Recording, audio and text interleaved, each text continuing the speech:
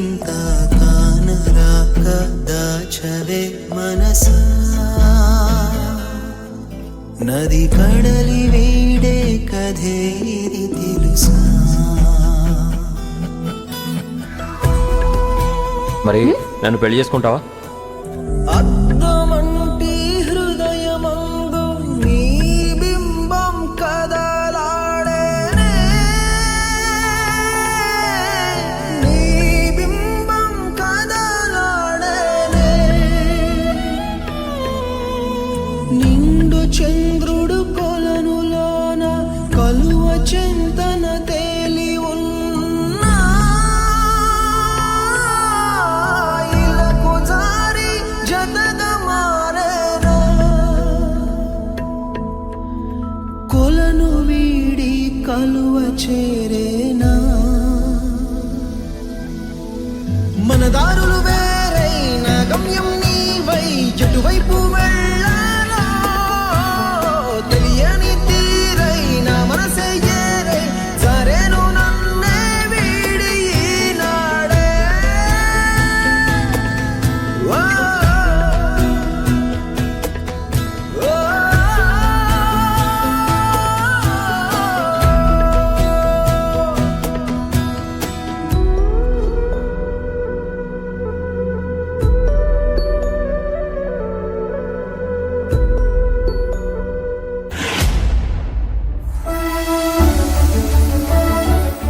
అమ్మ వేద, అత్తయ్య, ఏమే మనవరాలా, ఈ బామ్మ రాకుండానే నువ్వు పెళ్లి కూతురు అయిపోదాం అనుకున్నావా? ఏంటే అలా చూస్తున్నావు? వస్తానో రానో అనుకున్నావు కదా. నేను రాకుండా నీ నిశ్చితార్థం ఎలా అవుతుందే?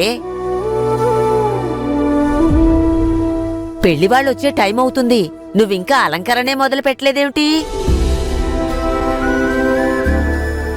అయిపోతుందండి. ఆ మీరు చేసే చూస్తుంటే నిశ్చితార్థానికి కాదు, షష్ఠి పూర్తికి పూర్తయ్యేలా ఉంది. మేమే దగ్గరుండి రెడీ చేసుకుంటాం, మీరు వెళ్ళండి. అలాగే. వెళ్ళండి.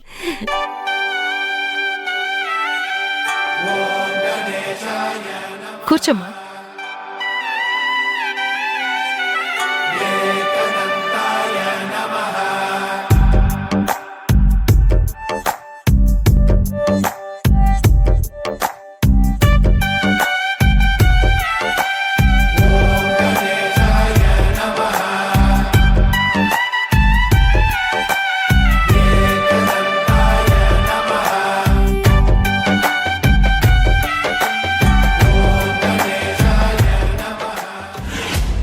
ఏమండి, అత్తయ్య గారు వదిన అందరూ వచ్చారు, మరి ఆవిడ?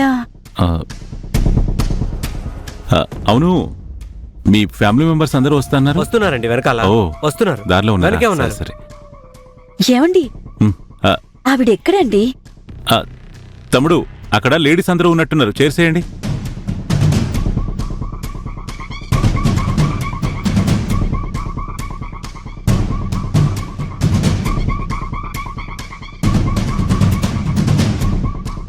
ఏమండి, నేను మాట్లాడుతుంటే సమాధానం చెప్పరేంటండి? అన్నపూర్ణ గురించేగా. ఇందాకటి వరకు తను వస్తుందని నమ్మకం ఉండేది, కానీ ఇప్పుడు ఆ నమ్మకం పోయింది. విష్ణు చేసిన గొడవ వల్లే తను రాలేదనుకుంటాను కదా. అందుకే రాలేదో, లేక తనకు రావాలని లేక రాలేదో. పోనీ ఒకసారి మీరు వెళ్ళి. ఒకరు చెప్తే తను రాదు. తను రావాలి అనుకుంటే ఎవ్వరాపినా ఆగదు. తన గురించి వదిలేసే.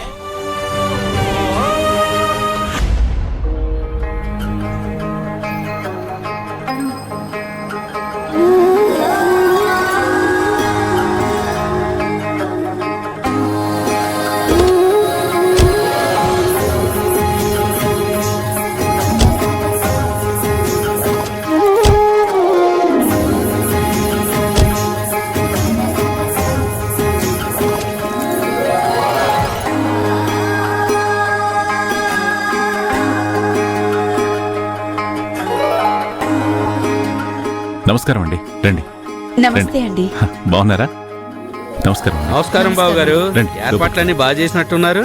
ఏదో మాకున్నంతలో. బావు గారు మీకేం తక్కువండి, మీరు మనసున్న మహారాజులు. సంతోషం. పదండి లోపలికి. రండి. ఆ, పదండి